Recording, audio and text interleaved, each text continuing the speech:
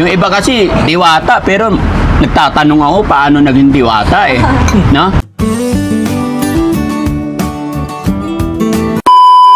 So ayun mga kababayan, wala talaga akong masabi, napakasarap ng pares. Sa 1 to 10, kung i-grade natin yung pares ni IC, sa 1 to 10, anong number siya? 9. 9. Wow. Saan kaya ako nagkulang? May kulang pa na isa. Pero syempre, ganun na naman mga kababayan, no? Kayo na rin ang mag-rate, no? Kung makakapasyal kayo rito. So, magkano lahat IC? Pero syempre, bago ako magbayad, okay lang ba na, kasi yung unang upload namin na syempre hindi naman nila alam, sabi nga nung iba, pinabayaan kitang nababasa pero baka hindi nila napanood na. Na-misinterpret lang. Sabi nila kasi, sabi mo kasi maliligo. Kaya hindi ko na siya binigyan ng payong. Actually, marami kaming payong nung time na yun. Pero okay na yun. IC, pwede ka ba naming makilala ng lubos? Kasi maraming katanungan eh, sino nga ba talaga si IC? Okay lang ba? Paano ka nagsimula? Paano nyo naitayo tong pares na to? Bakit kayo nagtayo? Pwede? Sure, sir. Okay. Sige. IC, pwede bang pakikabit yung mic? Ayan. Sige muna ako, may kukunin ako. Sige. Thank you. Pagtabihin nyo na lang. Dito po. IC, gaya ng aking sinabi. Opo. Sino nga ba talaga si IC? Pangalan mo po? Ako po si IZ. IZ Tangpos po. Single ma'am. Single ma'am. Nagsisika para sa anak. Ayun. Ilang taon ulit? 28 po. 28. Saan ang province mo? Cebu, sir. Taga Cebu ka? Yes po, Bisaya. Proud Bisaya. Taga Cebu po.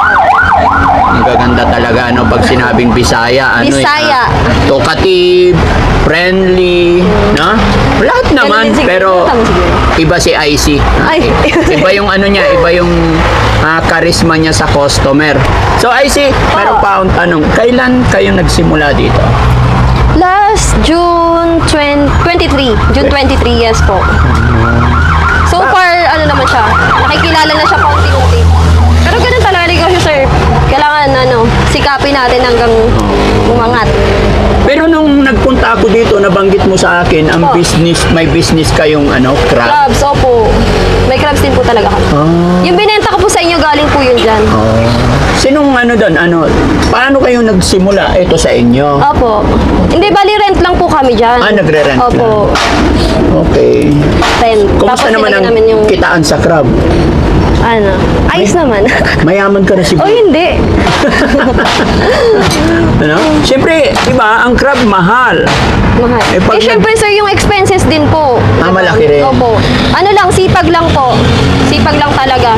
Kasi, yung pagkain niya, yung mga trash fish, so, madaling araw pupunta ng Pandawan, magtatadtad ng para may pakain dito. Kailangan mo lang talaga alagaan kasi hindi nababansot talaga sila pag hindi naalagaan ng maayos. Bali, papa ko yung nag-aalaga ng crabs. Papa ko. Okay. And then, dito sa Paris mo, sinong mga kasama mo? May mga staff ka rin? May isa lang po kung nakakatulong dito. Bali, siya yung nagpapakulo, tas ako na yung magtitimpla. Ako na lahat, ako na magtitinda. Yun mga kababayan, kung ano man yung mga katanungan nyo pa, kayo na mismo ang magtatanong sa kanya, mga kababayan. At IC, marami kasing nagtatanong ng location mo. Apo. Ikaw na lang mag-invite sa kanila para mapasyal at matikman na rin nila yung Paris mo. Bali, nandito lang po kami sa highway. Mabilis nyo na po kami makita. Barangay San Rafael 4. Barangay San Rafael 4. Along the way lang po. Punta po kayo. Tikman nyo ang Paris ko. Ayan. So, ano i-offer mo sa kanila bukod sa Ayan. Paris overload. Paris overload. Meron din kaming mami with rice. Mura lang siya. Pangmasa po yung presyo. Na yun. Anli sabaw na yun. Anli sabaw. Kaya nga nauna ko sinabi, anli tubig pa rin. Anli tubig. Pero yung yung mga kababayan. Ito free. For free. Para sa may soft para drinks sa pa Paris rin. overload.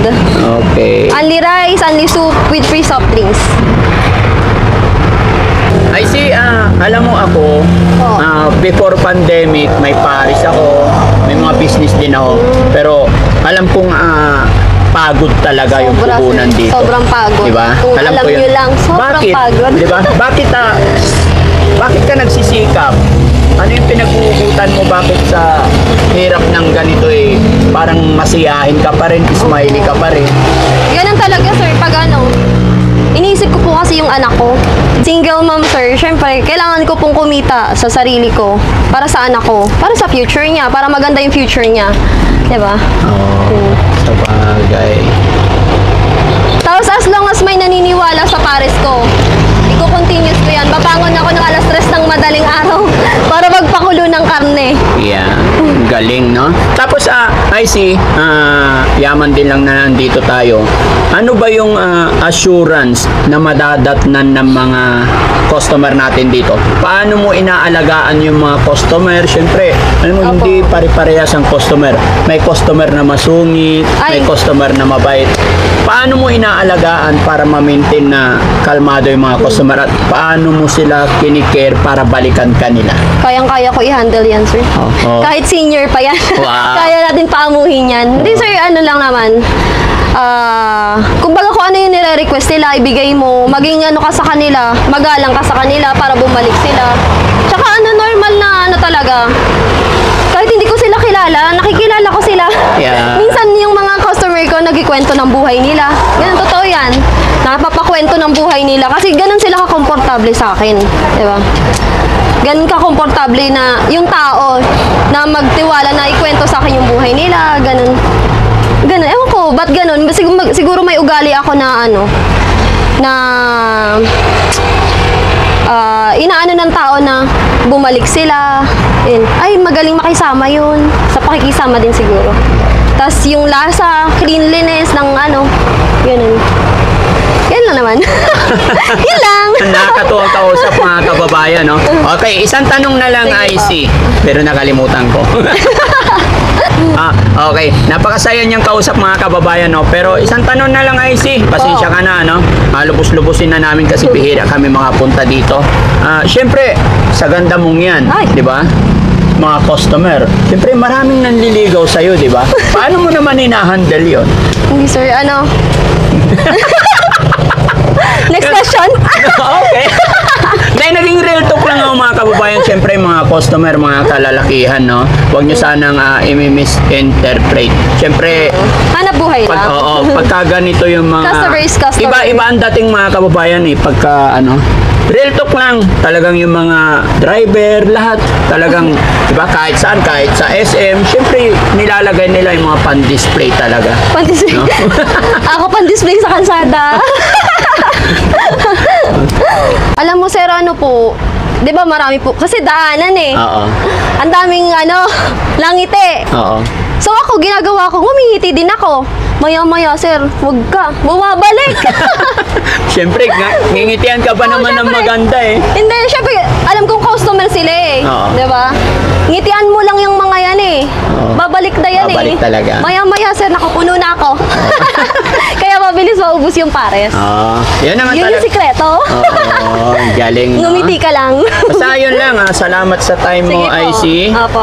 Balik lang kayo, sir. Oo, sana hindi ka magbago. Ay. Yun lang payo ko sa'yo bilang ama, kasi may mga anak na rin ako Opo. bilang tatay.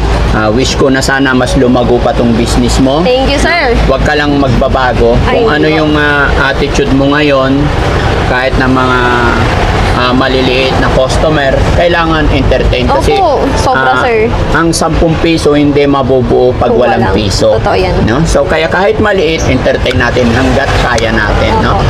So ayun mga kababayan, mga kabarangay, no? Sa mga kapwa ko content creator, mga charity vlogger, sa mga gustong ma-meet, ma-vlog tong pares ni IC, ayan, iniimbitahan namin kayo. Pwede kayong mag-message sa aking Facebook page, ayan, or else pwede na kayong dumiretso mismo kay Opo, IC. lagi kami Ayan. open. Ayan. Ano yung address ulit? Ano po, Barangay San Rafael 4, Noveleta, Cavite. Along the way lang po. Ayan. So anong oras ang open ninyo? Bali na, 8 8, nakakaluto na kami. 8 ng umaga Yes meron po, na. alas Anong 8. oras ang close nyo? Depende po kung kailan maubos, sir. Mga 5, 6, 7, 8, hanggang ganun lang. So, ayan mga kababayan, no? Paunahan na lang. Di ba? Kasi gaya ng Paunahan sinabi niya, pag naubos na, kinuklose na niya. Opo. Pero syempre, parang ano rin yan, para tayo nagpapalaki ng bata, no? Habang lumalaki, dumadami rin yan. Opo. So, I see, nawa lumaki yung business mo. God bless you. Thank you, sir. Magkano lahat pala to? Bayad muna. Ano ba? Oo, babayaran ko. Business as usual. Bali, 4 po na 109. Oh, mahina ako sa math. 400... 436. Yung tubig, Yung sama. tubig plus 2020. 476. 476. Ayan. So, kasi nakaabala tayo mga kababayan. Sabi ng mga kababayan, di man lang ako nag-tip. Mga kababayan, sorry po hindi na nahagip ng camera yung tip natin kasi bagyo noon. Pero nagbigay din po ako. Ayan, nakaraan. So, ito, may tip na ako mga kababayan ha. Thank you. Maraming salamat. Salamat, sir. Okay. Ayan. Pero syempre mga kababayan, lubos-lubosin ko bago matapos ang pagkakataong ito. Shoutout ko muna ang Team Rise Above, headed by Tita Hanes. Ayan. At syempre sa mga kababayan nating OFW, ayan, lahat po ng mga kababayan natin nasa ibang bansa, maraming salamat po sa tiwala at pagsuporta kay Daddy Frankie. Sa lahat po na nagpapakulay sa premiere natin, thank you po. Ayan. Lagi pong sinasabi, hindi magagawa ng isang Daddy Frankie kung wala kayo. Kaya God bless po, Daddy Frankie po. Anak ng Pangasinan, from Pangasinan, I love you all. God bless.